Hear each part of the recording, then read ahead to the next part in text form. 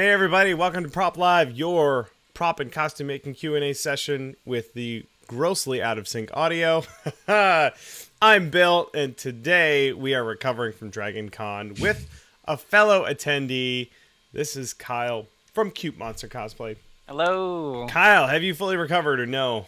I didn't get con crud this year, so I think it's because I flew for the first time. I'm so used to driving for a solid day. How far of a haul? You're in Texas, right? Yeah, Dallas, so it's not horrible, but it's still about 14 hours if you take your time. Ooh, boy. So yeah, this is the first year I flew, and that was so much better. That sounds nice. Kyle was hanging out with us and all of our, about 65,000 of our friends over at DragonCon this past weekend. I don't know about you, but I had just the time of my life. I had a number of goals this year. I wanted to be in the parade for the first time. I wanted to catch up with you and Harrison and other prop makers. And then there's little things like, I wanted to be in a Beatdown Boogie video. I've been there 3 years. That hasn't happened yet, but we'll see if I'm on some B-roll footage. But then, and the other little thing was like, oh, and I want to meet Fev. I haven't met her yet. And then, like, smash everything out of the park by meeting her and like 12 other people. Awesome. But you did meet Fev. Oh yeah, okay, absolutely. Cool. Just confirming. That's great. Yeah, Fev's a riot. She's amazingly nice. I fixed my video. Yay. So, quick technical note, everyone. If you're on Skype with someone and you're sending video to this camera thing, then go ahead and tell Skype to use your built-in camera that I'm covering right now so that Kyle can't see me, and then use the other camera for your live stream. If you send the same video to both things, it gets mad. All right. Now you guys know we can get on with our lives. Awesome. Yeah, we got to hang out with Fev and a bunch of our other buddies. A bunch of us had dinner together, which was really nice. Thank you to Eric Jarman for putting that together. yeah, seriously, Eric, thank you. It's all we can do to repay him for the horror we did. We played, I don't know if it was a practical joke on Eric, but he made a goofy face. We took a picture of it, and now we're posting it all over the internet. Will never die, I hope. He constantly makes faces like that, though, so honestly, a new one will just replace it in about a week. Yeah. There were lots of shenanigans. I tried to capture a lot of that on video. So I'm putting together a video right now, sort of like Bill's DragonCon, my whole experience. Lots of costumes, but also lots of fun shenanigans. And at the end of the video, I have about 2 solid minutes of just my friends being awesome and goofy. So look forward to that. This is the first time I've tried filming anything at DragonCon before with my tiny little GoPro. Where's the eye? I think it was really cool. Yeah, and it did okay. It's not very bright in there. It's kind of dark, but this little guy did all right. Although I'm probably, if I do it again next year, I'm probably going to get a better camera. But this little fellow was handy to have. Little GoPro session. You said you had a bunch of goals? You knocked them all out? Oh yeah, it just went swimmingly. I met people like as a business expenditure. Man, this could not have been more successful. I'm gonna write off the crap out of this plane ticket. That's right. What's interesting about DragonCon? This was our 6th year, I think. Oh wow! And I keep waiting for it to not be the best thing ever. I keep thinking like one of these years it'll just only be okay. But this year it was amazing. So it was fantastic. So I don't know if I'm just being cynical, but well, this year was the first year I actually made it to some panels, which was weird. And meetups. Like I had a meetup every day, and some days I went to multiple panels, and that's never happened. Yeah, I went. I was on 3 panels. Yeah, I had something during that. How did those go? They went pretty good. The one on 10 a.m. on Monday was a little under. There weren't a lot of people there, but our 3D printing panel the night before was with me and Chris from Almond Rock Creations and Rocket Props Jacob. He put it together, so thanks to him. That panel was extraordinary. It was in the costuming track. They had a big room, and it was full. I was really kind of blown away. Wow. Was that kind of overview or introduction, or what was the goal? Yeah, a lot of introduction to 3D printing, what you could do with it. Before anyone asks, I don't know if it was recorded or not. We've decided, I have a new camera. This guy here, this is camera show and tell with Bill today. This is designed for shooting things like large panels of people. So next time I do a panel, I'm going to bring this and I'm going to film the panel because people always ask me, did it get filmed? I will film the next panels I do. So that was super fun. Which ones did you go to? What panels did you go to? So I was taking a friend who he went last year and had an okay time, but the 30 to 60,000 odd people were kind of overwhelming, but he wanted to give it another shot. So I wanted to give him kind of a mix of things. So we went to a science panel about vertical takeoff and vertical landing. That was really cool. I found out there was once a rocket that had helicopter blades on top of it, built in like 2001. That's great. There was one I went to that had some of the puppeteers from Jedi and Empire, as well as the brain's not working today. Some of the new and old Star Wars films. Yeah. They had a bunch of puppeteers and told stories and talked about how much of those films is real, which is really cool. Yeah, we did one. Frank Ippolito's Creature Geek podcast did one with a couple of the guys from MST3K, and those guys are a riot. Oh yeah, you can just let them talk at you. They're hilarious. Before we go any further, too, I hadn't really introduced your page. Oh, yeah. Everyone, for those who don't know, Kyle runs a little thing called Cute Monster Cosplay, and you can look him up on Facebook, Cute Monster Cosplay. You also have an Etsy store? I do. Yeah. What sort of stuff do you have up on the old Etsy store? Currently, I am just jamming on Steven Universe Gems. That's my big one right now. Oh, cool. I've got those. I've got a couple of small kits. I just put out a Dark Souls helmet. See that. You were showing that off at DragonCon. Oh, boy, was I. Yeah. And I'll be hopefully pushing out some new Dark Souls stuff pretty soon. Very cool. Actually, I do have some good news. As of 2 days ago, I have hired my first assistant. Hey, all right. Yeah. Britt recommended me that E-Myth book. Yep. And it's not very long, so I actually finished it about 30 minutes ago. Awesome. I'm glad to hear that. For those curious, if you're running a small business, then go read the E-Myth Revisited. We'll have a link in the show notes. It's fantastic. It's a really great book. Basically, Small Business 101. Go check it out. So you had a couple of cosplays. You had this one from, is it Warhammer? Yes. Because that's not a traditional like Warhammer Space Marine armor. No, and part of the reason I did it was to be one of the weirder alien races that doesn't get a lot of representation. Yeah. And I didn't want to be 9 feet tall, so. But yeah, and it kind of looks like a Destiny costume. A little bit, yeah. Well, I think it turned out great. I know I got some video of it for my video. I'll be putting that out soon. You got a big old gun. Very kind of that beat thing up looking. 52 inches. Oh yeah, that's a big gun. And by the way, your ebook on foam weapons, just having the Jade Rabbit for comparison, even though they're, mine's very rounded, it has less, little plates and greeblies on it. Just having kind of the comparison was really helpful. So. Excellent. Good. I'm happy to hear that I helped out. And which, by the way, too, while we were at DragonCon, there were we had countless people coming up to us thanking us for the videos and everything. And I want you guys to know that we hear that feedback, and that like empowers us. That like knowing, because I put stuff up on the internet, I'm like, oh, I hope people like it. Having real people come up to me at DragonCon and showing me the things that they made, that I was like, oh my good, okay, I guess. Wow, we're making a difference. This is awesome.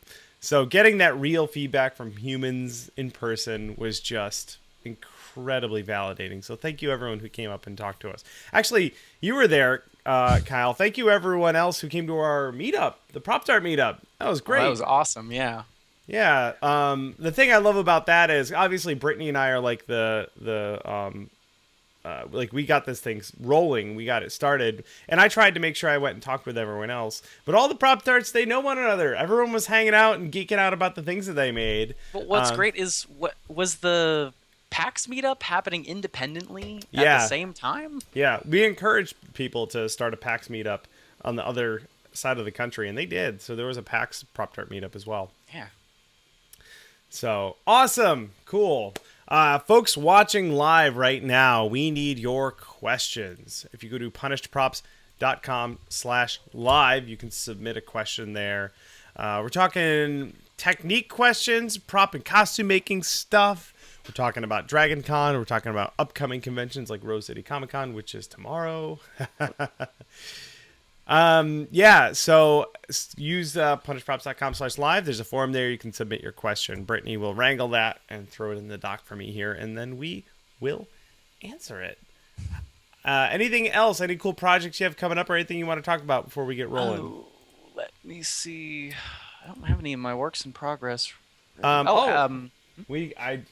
would be remiss if I did not show off these cool things that we got from you. These are Overwatch coasters. Yeah, actually, yours is. I weathered mine, so Yeah. yours is a lot shinier than mine. Yep. Let me see if I can. Very good. If we hold them up to the screen, we can be twins. Oh, Yay. yours didn't get weathering because I was very tired. And Yeah. I just wanted to send them. That's fantastic. Well, those are really cool. Thank you. Yeah, that's about all we got before we get started. You ready? Yeah, go for it. All right, good. We got a couple questions here. Let's see. Broham wants to know, what cost should I prepare for to save for next year's DragonCon? That's actually a really good question. Roughly how much it would cost.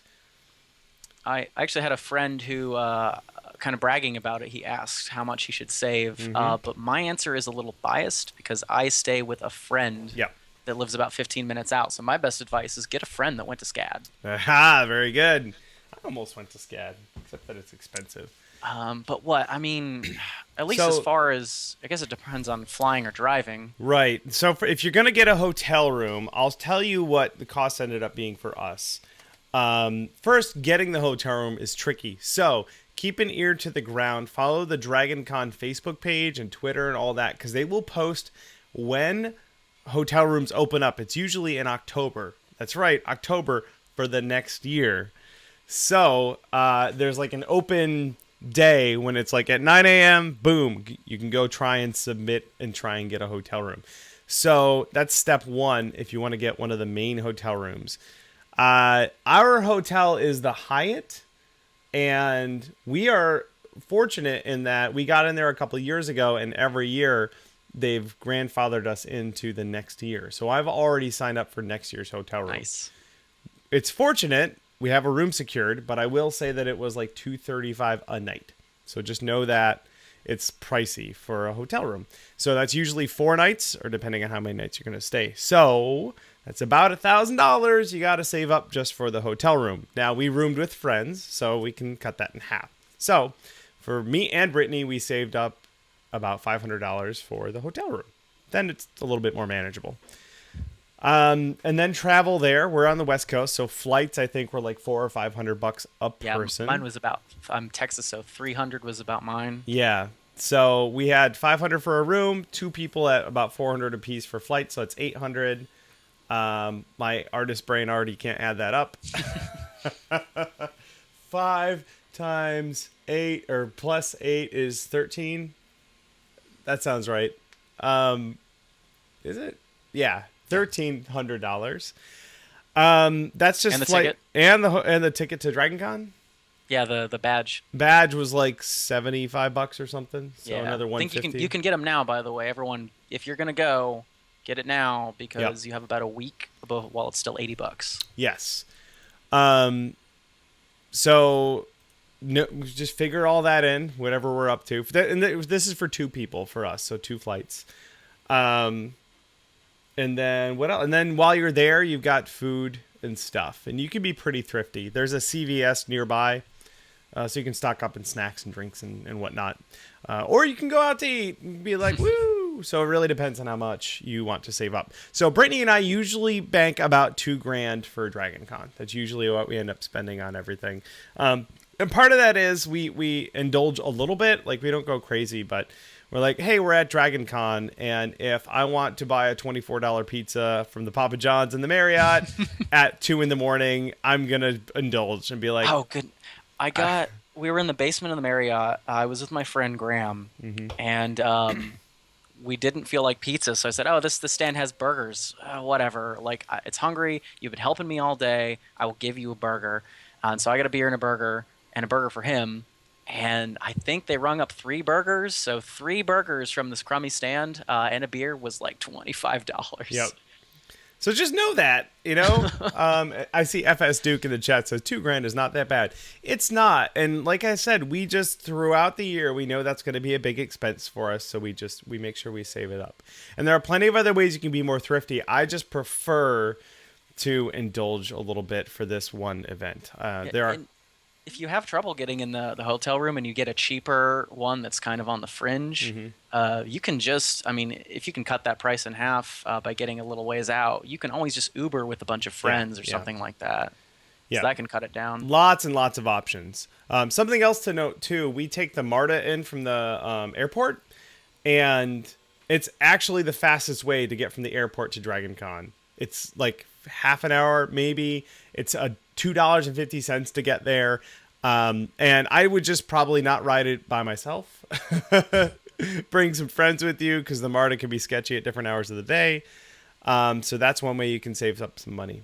Yeah, I ended up actually, since I didn't have a hotel room there, I ended up paying some friends that were staying there about $30 to store my 2 crates in there. That is a really good tip. Yes, which actually I didn't get the ones that you had recommended a few weeks prior, but I got some Husky crates from Home Depot. Yeah, that were like the exact linear size I needed. In the chat there, Baka is pointing out that $2,000 is like his disposable income for a year, and yeah, that's kind of what ours is too. We just don't spread it out. We just blow it all at DragonCon. And it might be a little bit deceiving because you see us flying to conventions frequently, but I'm usually getting paid to do those. So, or we'll splurge a little bit for BlizzCon, but we split a room with like 3 other people, and it's West Coast, so the flights are super cheap. So just know that there are a couple of events we go to, but when you see us flying all around the world, usually it's because someone else is paying for it. Yeah, most of my cons are honestly they're local. DragonCon's one of the only out-of-state cons I do, besides occasionally PAX, and I can do that because I have family in Seattle. Yeah, and we're doing RoseCity Comicon in Portland this weekend. We'll drive down. We'll it's probably like a 4-hour drive. Three from here, and we'll probably get a room for one night. We'll probably stay for one night. Ain't bad.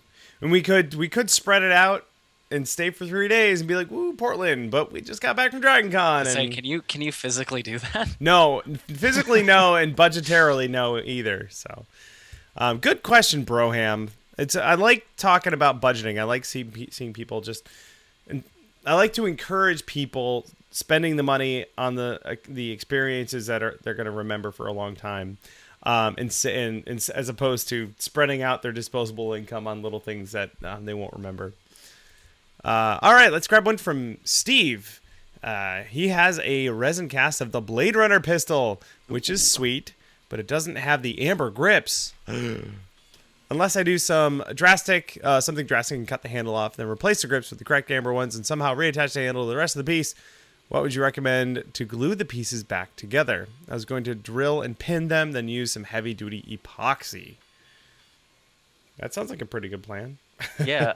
So when the biggest problem I had learning to back my gems was trying to get the backing clear, because there's a silver. I use a silver or an aluminum foil tape, or I'll use like a vinyl chrome. And for a while, I was using this chrome cardstock paper, but I had to put an epoxy in there, and any bubbles, because the gems are really clear, would show in really obviously. So probably what I would recommend is get I can't remember what brand it is, but it's a 2-part epoxy. It's like got a 5-minute set time, and both the A and the B are clear. Yeah, you can get them at like Hobbytown compared to like the Loctite stuff, which is not totally clear. So then I think if you just get a good layer in there and have some napkins on hand and just squish all those bubbles out. And you're talking about when you attach the amber grips back to the handle, right? Yeah. That way it won't add any extra. You don't see any bubbles or anything like that. Yeah. That's and then if it leaks out too, try having some acetone on hand and just be really gentle and wipe the sides. If you end up actually cutting the handle completely off for removal, then just doing, when you reattach the handle to the rest of the gun, I think just some pins, and if it's a urethane casting, actually super glue will work just fine. But if you need a little bit of extra time, a 5-minute epoxy is the way to do it. So, but it sounds like Steve has a pretty good idea already. He's just double checking with us. And that's good, Steve. I'm excited to see how that turns out. So send me a tweet at Chinbeard with pictures of your Blade Runner pistol. That sounds awesome. Okay, I actually do kind of like the idea of getting a prop, and if it's not quite right, you're like, well, it needs the amber grips. I can do that part. Do a little bit of cosmetic work. There you go. All right, Venger wants to know.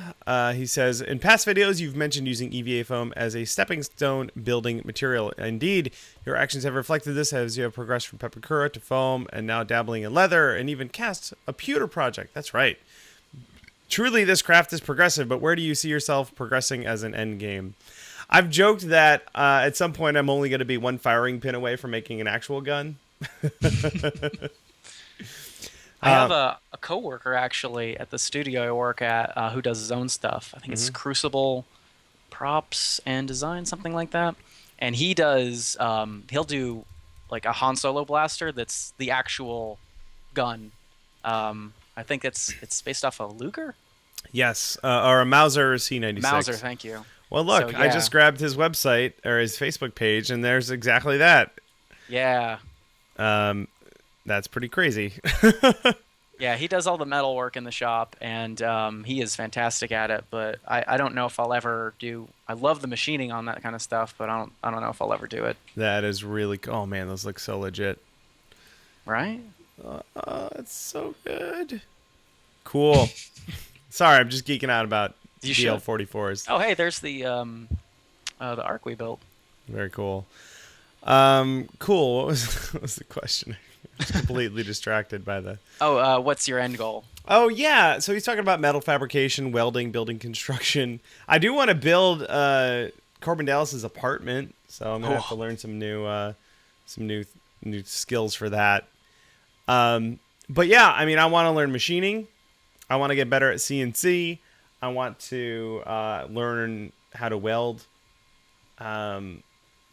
It's weird. I'm at this like crossroads where the stuff I want to do is a much higher technical level than just making stuff out of foam, and I don't want to leave my audience in the dust because that's the real value I bring to the community, is teaching people.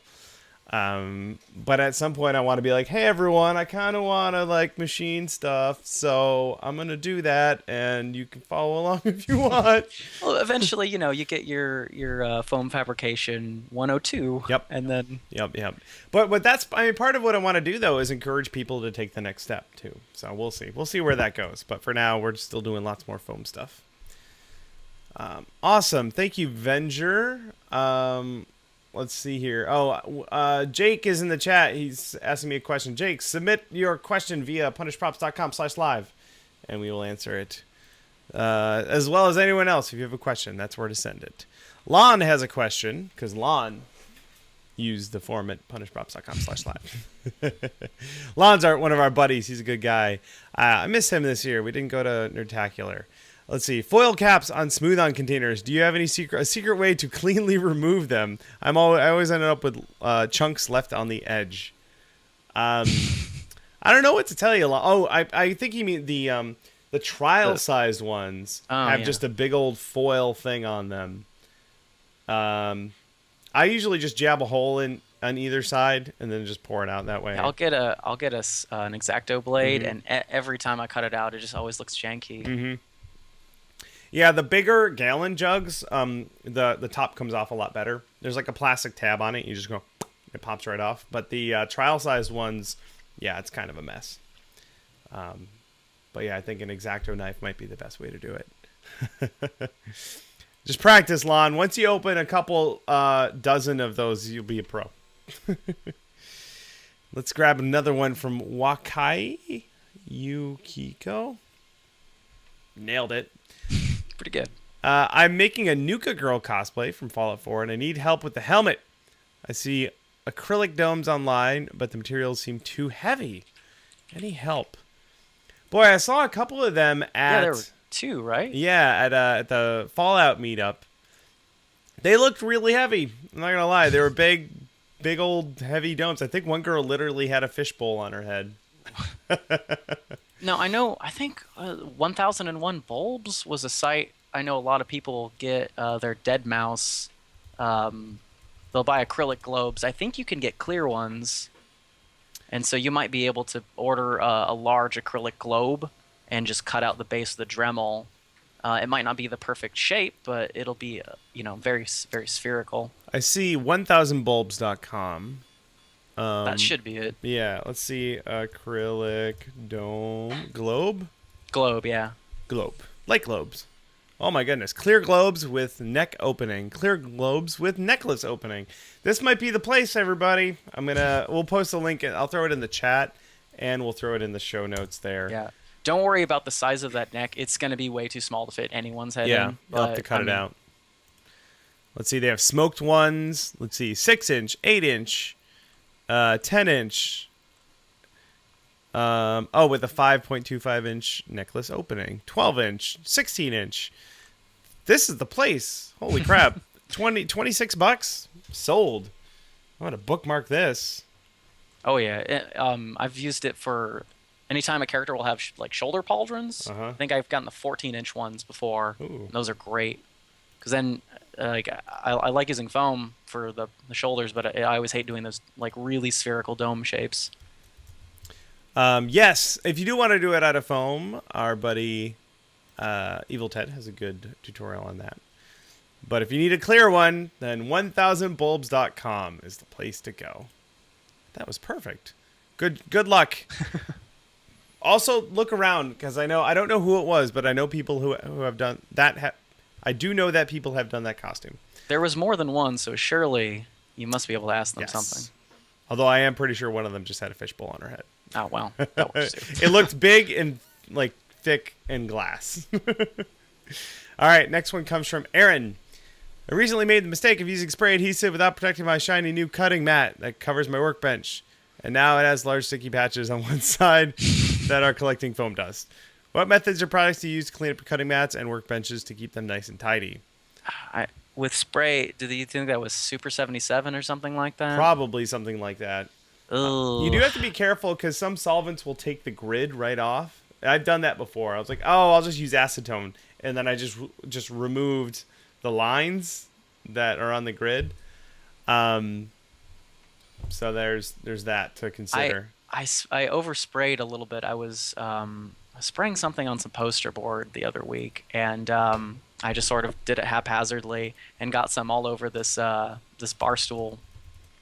And one of my coworkers said, "Well, hey, you got a little bit on there. Can you clean it off?" And I tried 3 different things, and then just eventually ended up getting fed up, and I grabbed a handful of dust and just rubbed it into the glue, so that it at least wouldn't be sticky anymore. Yeah, that might be your only option. I might try, though, Goo Gone, right? Why not? I use Goo Gone for getting labels and crap off of stuff, and I've got a bottle of it, so that might work. So you may even have that lying around already. Give that a try. But also just acetone or something will probably work, but it will also probably ruin your cutting mat. Yeah, scrubbing would probably be the safest bet. Yep, just some physical agitation. Good luck, Aaron. Happens to the best of us. Let's grab another one. Spartan Bricks says, I have a can of polyester casting resin that was given to me as a gift. I was wondering, could I use this stuff instead of real fiberglass resin to harden a peppercore piece, or should I just buy the real fiberglass resin? I don't know. I bet it would work, but personally, I don't like using polyester just because it's nasty and stinky. I like epoxamite, or epoxycoat and epoxamite are both. I've never used that stuff, but yeah. I really want to. They're epoxies from Smooth On. Generally, what you would do is use the epoxycoat to coat your surface, and then epoxycoat, or mite, sorry, for doing all your fiberglass backing. So you get fiberglass cloth, but you use an epoxy instead of a polyester resin. I think chemically, the resin should be the same. I just worry that because fiberglass, the kind you get at the hardware store, usually has a solvent in it that breaks down the cloth. Could be, so yeah. I don't know if the resin will work as well. Yeah, if you have the stuff already and you're hell-bent on using it, then just do a small-scale test and see what happens. Because I know I bought polyester resin for casting some gems a while back, and I don't like it and I don't use it anymore. So it's just sitting there, and I don't know what I'm going to do with it. Yeah, it's really finicky because you have to worry about it reacting with stuff way more than any sort of urethane or epoxy. Yeah. I don't know about you, Kyle, but I run into this problem where I buy a material, I usually get way more than I need, and then I end up either not liking it or I just don't need it for that specific thing anymore, so it just sits there. And now I have like a dozen things or more in my shop that I will never use, but I'm like, it's half full. I can't get rid of it. I can't throw it away. I don't know if I have too much of that, but I will say I've got the remainder of a gallon kit of Task 18. Have you ever heard of this material? Yeah, I have one of those of Task 16, and it's 2-to-1. It's not 1-to-1. It's weird. Yeah, it's just gonna sit there. Yep. It was a gift. A friend of mine gave it to me. Brittany said in the chat says that friend giving free polyester resin is probably trying to kill you. Good luck with that one there, Spartan Bricks. Do a small scale test and then get epoxy coat. Sorry. Con crud? I don't know. I don't know yet. My voice is still all whacked out. But Matt, our buddy over at Craft Castiglione, says, what material do you want to get just to play with? Well, I did just get some Flex Bond, and I'm looking forward to playing with that. That stuff's cool.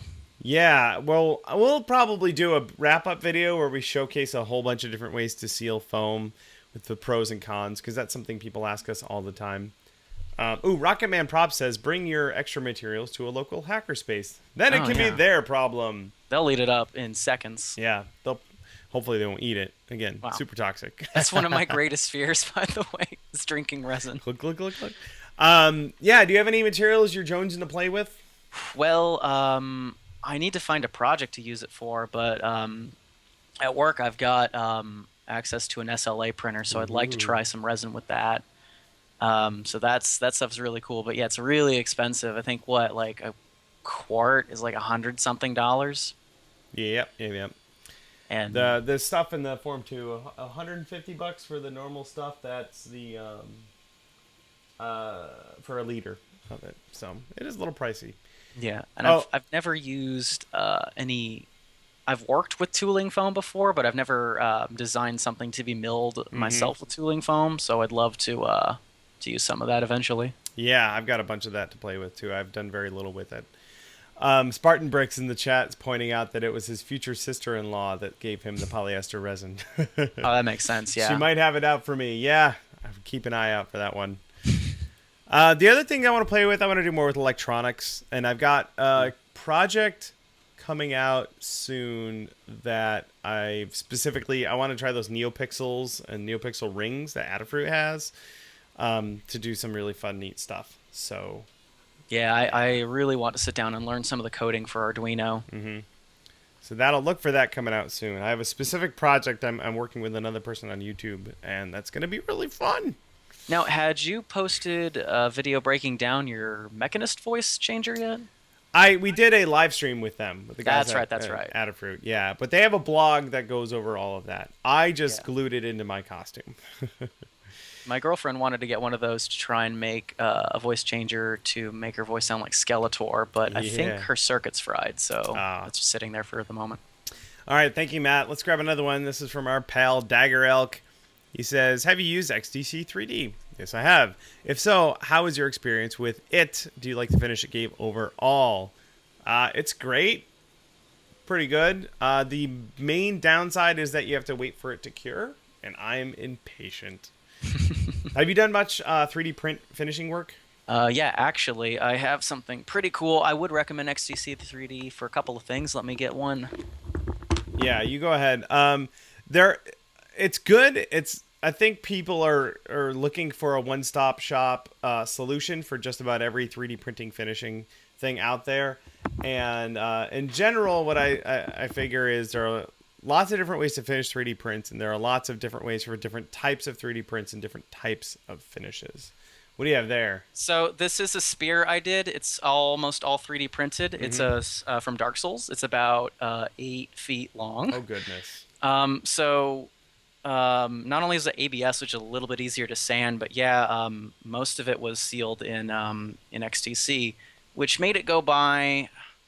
Honestly, don't know if it would have been better off just using like 100 grit and some primer, but it definitely helped for a lot of the blades. So I think what's nice about this one is it has some kind of long flat spaces and some just sort of geometric patterns, but it doesn't have a lot of sharp 90-degree curves or corners. I don't quite like XTC for if you have like a gun or something that has a lot of corners. But for another example, my Bloodborne gun has this decorative piece at the front here, and I mean it's just sort of a carved metallic piece. So 2 coats of XTC 3D, and it was basically done because it was so organic.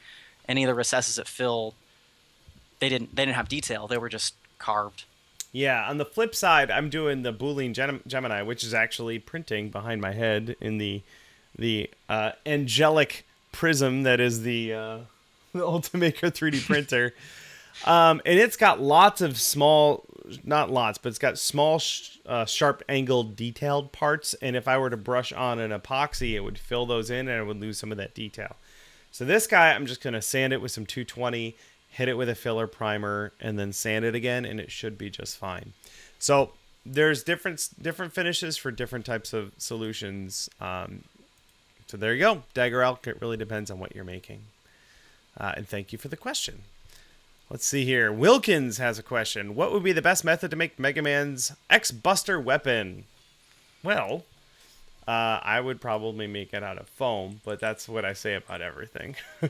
I mean, if you get a little bit of practice doing some curved surfaces, I mean, I dealt with this a lot doing some foam armor not too long ago, but if you pattern that out, you can hide the seams pretty well. Certainly, yeah. It really depends on what you have access to, what your time frame is, what your budget is, because you could do Pepakura of that and fiberglass and Bondo it and make it all really smooth and shiny. It's a pretty geometric shape. You could learn how to do 3D modeling for that, and it wouldn't be too crazy. If you have a lathe, you could turn it on a lathe in a variety of materials. You could do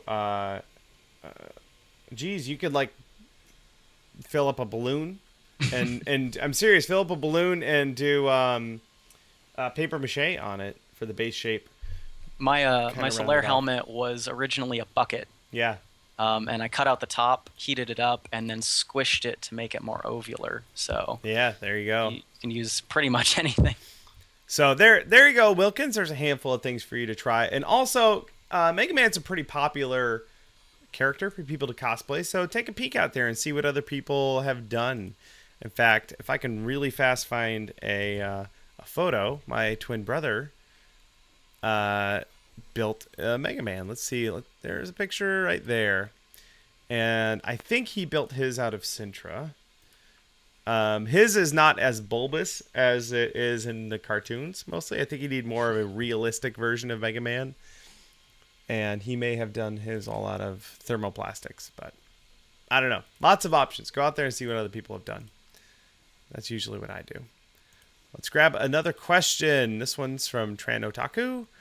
If there are not a lot of good references, how would one make a decent blueprint?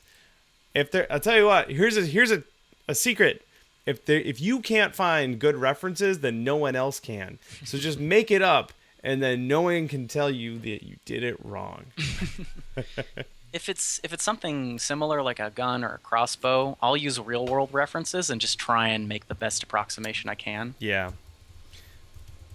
So they're specifically looking for this character Anna from Overwatch and can't find a good side view of the gun, something like that. But I'll tell you what, guns look like guns, and if you can make something that looks an awful lot like a gun, Oops. Then I accidentally opened a video. I'm trying to look up a picture. If you can make something that looks, I guess, close enough, then you'll fool just about everyone.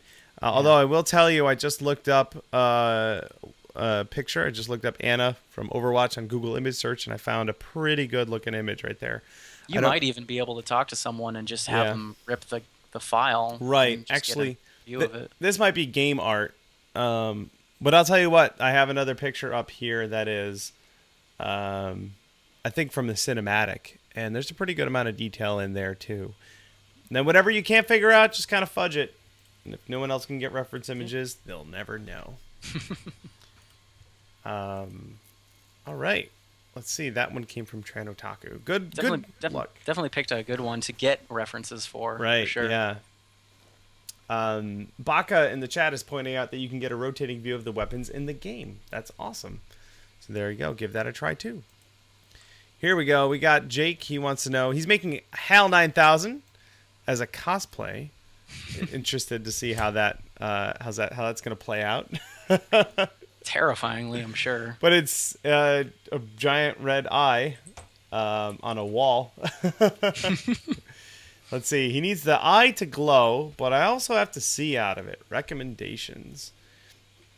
Well, tell you what. Boy, that's something else. They didn't really think about that when they made it for the movie now, did they? I would probably... HAL 9000 also has a sign, it looks like, whereas the name, it says HAL 9000 at the top of it, I think, or what's this one? HAL. So you could make that sign where the words are on a piece of black sheer cloth that you could see through and just put the text over it, like where it says 9000. Just look out of that part. And then you can Is there a little bit of mesh or grating below the eye as well? Like a speaker, I think. Yeah. That is a lighter color, and you could probably get some like gray sheer cloth that would work. So maybe your eyes go down there and you can peek out from under the eye. I would avoid trying to mess, like, his eye is so iconic, like that's him, that I would avoid changing that at all to see through that part and try and see through a different part. So if you absolutely have to, if you can find some sort of acrylic dome or vacuum form something, I honestly think you might be able to test out something with some polarizing spray and still be able to see through it. Or possibly a two-way mirror, or whatever one. The one where it's a mirror this way, but you can see through. So maybe cut that out, have a ring of red LEDs pointing out, and then a dome over it, and then maybe you can see through it. That might work. But again, he's got that red dot right in the middle, and that's where you'd probably want to put an LED right in the middle of it. But it might still work. You just have a dot in the middle of your eyes. I don't know. I would just look out through a different part of the body. Good luck, Jake, and I hope we see a video on that. Let's grab another one here. Broham wants to know, Windows or Mac for all your creative needs? Is this in response to the Mac Apple phone earbud thing? I don't know what's going on. What do you go with, Kyle?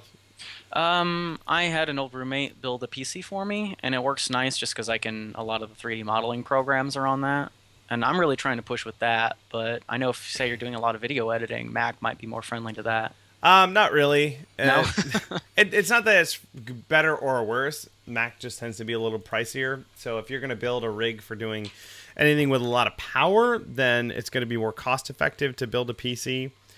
So Brittany's computer upstairs is a PC. I think that costs us about $600 to put together, and it's a beast. There's a really good article, too. Actually, I'm going to post it because this is awesome. If you want to get your hands dirty and build something, then Lifehacker has an article. They keep it up to date. The best PCs you can build for $300, $600, and $1,200. And they keep this up to date with lots of cool parts. So if you're going to go build a computer for like live streaming or 3D modeling, then you would maybe lean towards the $1,200 thing and maybe upgrade things like the RAM and the video card. So we did that for Brittany's computer. My computer in the office right here is a Mac. I just like the Mac and the interface. I have a Mac laptop that's really good too. I also have a PC in the shop. I also have a PC hooked up to my TV, and that's for my video gaming and watching television on the internet. Really just watching YouTube. Yeah, I had a MacBook for college, and I have an iPhone, but just for the programming, I prefer the PC. Yeah, so I don't like. I don't know. I've owned dozens of computers in my lifetime, and I currently own half a dozen of them. So some of them are Mac, some of them are PC. They all get along nowadays, so I don't really discriminate. I do like this Mac. It's very shiny, and it seems to work all right. There you go, Broham. Refractal Studios says, I'm working on making my first silicone mold for a figurine, and one part of the piece is an axe with heads on both ends. How would you cast that? Is the skinny handle with things on both ends too hard to cast as a first piece? It's about 5 inches with a 5mm thick handle. You might want to do a 2-part mold on that. I would probably cast the axe separate from the figure and do a small 2-part mold on it. And we have videos on that on our YouTube channel. Sound good to you, Kyle? Yeah, no, I'm definitely starting to learn. It's worth it to spend a little bit more on silicone if it's going to make the casting a lot easier. Yeah. So have you done parts? Have you done any small, like little tiny molds? Oh yeah, well the gems all the times but those are 1 part, so they're quite easy. I'm trying to think of what we did. Some small 2-part molds for the Mr. Handy build, and those turned out awesome. So I recommend that.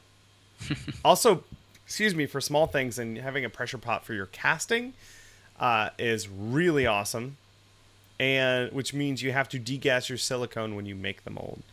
So I just recommended you buy about $600 in tools, but it's totally worth it. Well, the nice thing too is that a pressure tank is a little bit more expensive, but you can get started with negative pressure with a degassing chamber, and those are like they top out at 100. Yeah, it depends on what you're getting. I got mine on eBay, the vacuum chamber, and it's just an aluminum pot with a thick acrylic lid and then some fittings on it. Yeah. And then I got a 2.5 CFM pump from Harbor Freight that works just fine. I think mine's just a big hunk of PVC with a lip on it, and a tank or a little vacuum hooked up to it. So right.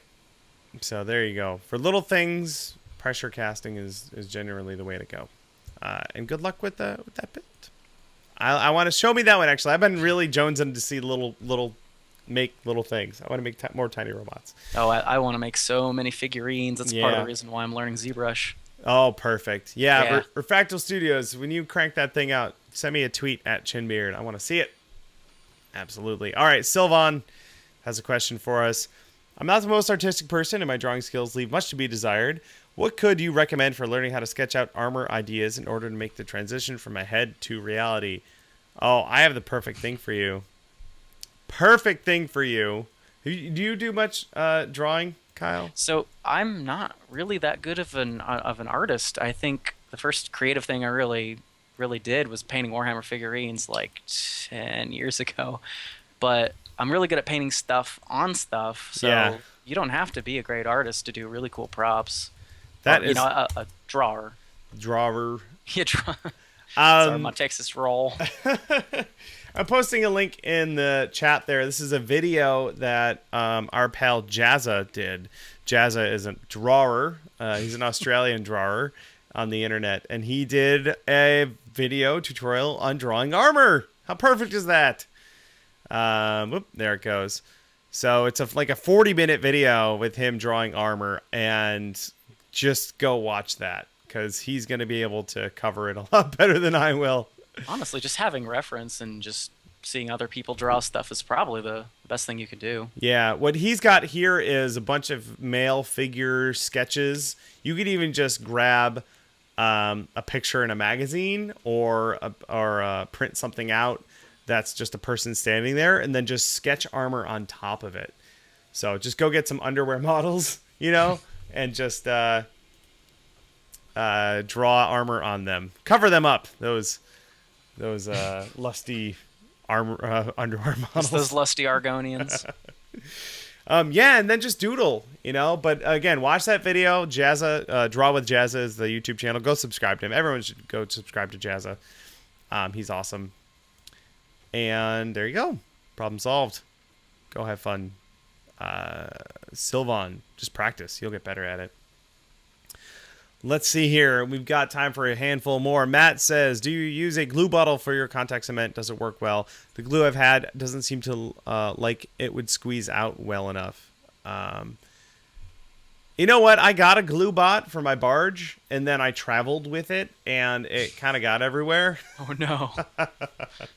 So maybe don't fly with it there. I haven't used it since. That was a couple months ago, so I might try it again.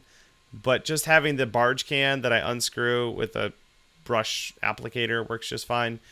Evil Ted likes his glue pot that he uses. I don't know. What do you do for all your glues, Kyle? I like getting the smaller cans of barge because you can just screw those back closed. Yeah, the quart. They have the brush in them. Yeah, quart sized. Yeah.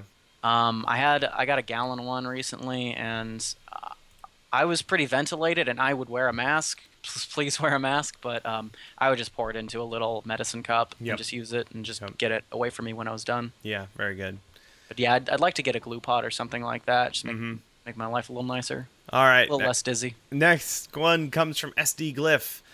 Bill, now you've played with a few more models. Would you recommend the Dremel machine as a first 3D printer or something else? I have a hard time saying anything bad about the Dremel. This thing's a champ right here.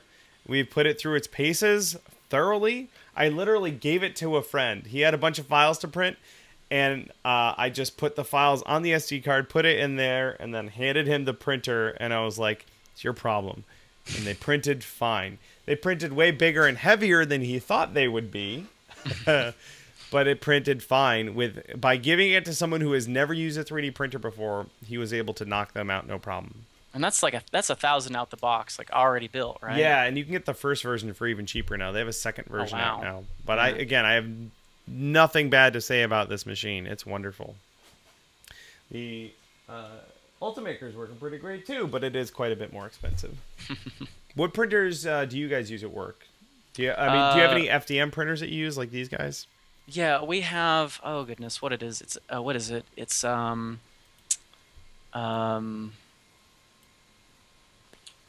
can't remember for the life of me. It's just a big white printer. Is it an Ultimaker? They're white. It might be.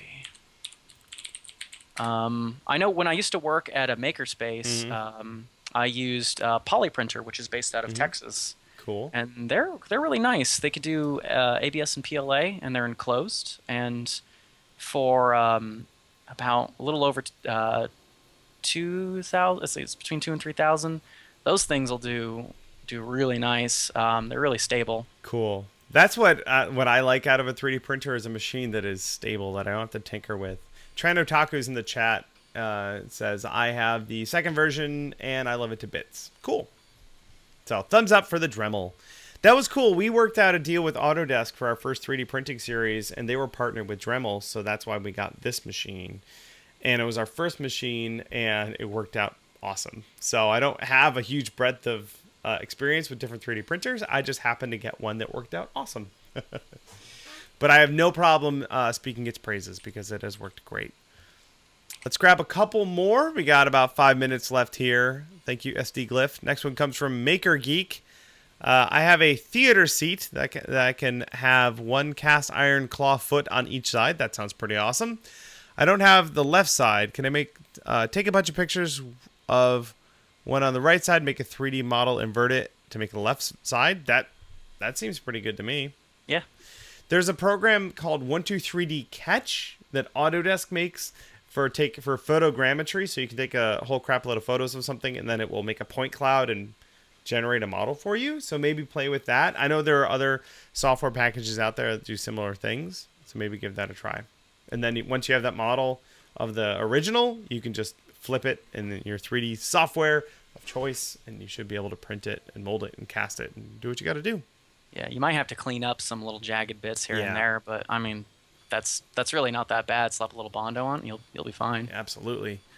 I love that we live in a world where we can do that, though. Like if you have some relic from the 1800s that's been passed down from your family and it's missing a part, you're like, oh, I'll just zap a bunch of photos of it with my phone, feed it into my computer, have this machine spit out a reversed copy of it, and then we can mold and cast it and iron if we want and have a perfect. I finally, at DragonCon, I got those booths that they scan you in. Yeah? I did it without armor or anything, so now I can have an STL of me, scale it, and Very build good. armor on top of it. So Or that's exciting. It was naked, right? You just stripped down. I mean, it was a little embarrassing at first, but it worked. Hey, you know what? At DragonCon, you never know. Never know. I saw a lot of man butt at DragonCon this year. There was a couple of things I saw that I couldn't unsee. A lot of butts. A lot of Winter Soldiers with not mechanical arms. That was something. Yeah. Let's go with another question here. Miguel says, I did my first cast using Smooth On products. I used this old small skull as a master, and although it was a difficult cast with builds tutorials, I managed to make it work. Hooray! The problem is that I used way too much silicone because I calculated it wrong. What is the best way to do math on how much product I need for my mold and cast? You can do... you can clay up or box up your piece and then just fill it with rice and then dump that rice out into a graduated cup and see how much space it fills. That's one way to do it. You could pour water in there too, but then you have to wait for your model to dry. That's probably the best way to do it. I tend to take rough measurements of the thing I'm making and just use I'll just go to Google, what is the volume of a cylinder? And it will come up with a formula where I can plug it in and figure out the volume. Yeah, I've done so many quick 1 and 2 part molds this year that just getting comfortable with a couple of simple geometry equations will save your life a lot of the time. Yeah, and a lot of times too, I'll have more than one mold to pour. So if I mix up more silicone than I need, I'll just pour the extra into the other mold. Just keep that crazy train rolling. I do the same thing with resin. If I'm casting a bunch of stuff, I just prepare a bunch of molds. And if I mix up too much resin, I just pour it into one of those other molds. Yeah, or leave the silicone in the bottom of the bucket. You have a Bondo pad. There you go. That's another way to do it. I have lots of Bondo pads. And for those curious, that circle of silicone you have left over, you can mix epoxies and Bondo on there, and when it cures, it'll peel right off. It's perfect. All right, let's grab one more from our buddy Sam. Let's get it going. Did you hang out with Sam from Bio Cosplay? Oh, yeah. I actually got to meet him for the first time. Sam, awesome. You're a wonderful gentleman. Awesome. Sam's the best. What kind of varnish do you use to clear coat your foam? My local hardware store has a polyurethane clear coat. In the varnish section, I wasn't sure if it was the right stuff. Well, we've got just... we don't go to the hardware store for that. We go to Michael's or Joann's and go to the painting section. Varnish is usually used to spray paint like paintings. Like oil paintings and stuff. So we just get the rattle can of matte varnish from there. So art supply stores will have varnish.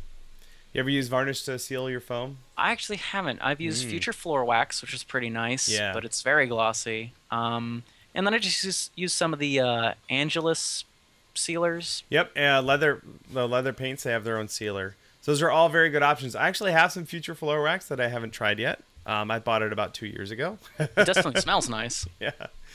But the matte varnish we just get from art stores. So yeah, I'm very picky about if it's glossy or not glossy. So you want to be careful about that because if you have metallics, that'll affect it. If you have grime, that'll affect it. So be careful on if it's flat, semi-gloss, semi-flat, super glossy. Yeah.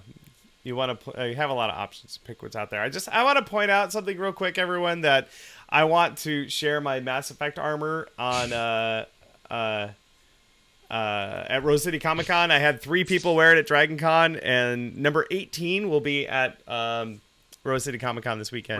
Were you foaming at the mouth at that Andromeda demo? Yeah, I was. Today? I'm sure. The thing that I want to point out is someone just asked me if they could wear that this weekend, and that person is the voice of Commander Shepard, and I'm very excited to share that with all of you. He's a big old nerd. Mark Meir is awesome, and hopefully I can get him to wear my armor this weekend. Cool. Kyle, hey, dude, it was great hanging with you. Yeah, DragonCon and this little talk. I know. Where should people go to check out all your stuff? You can go to my Facebook page, facebook.com/CuteMonsterCosplay. Likewise, in the same name, I've got an Instagram. And my Etsy store is Cute Monster Props. Cute Monster Props. Awesome. That's really great. A lot of good stuff over there. Folks should go check out all of those things. Thank you so much for hanging out today, Kyle. Thank you for having me. Thank you, Prop Tarts, everyone, for hanging with us today, bringing your fantastic questions. Thank you again to all of you for coming out to our meetup at DragonCon. That was so much fun. Other than that, we'll have another one of these coming up next week, and I can't wait to see you all there. Yeah, shout out to everyone who I know personally in the chat. Eric and Rocket Man Props. Y'all are great.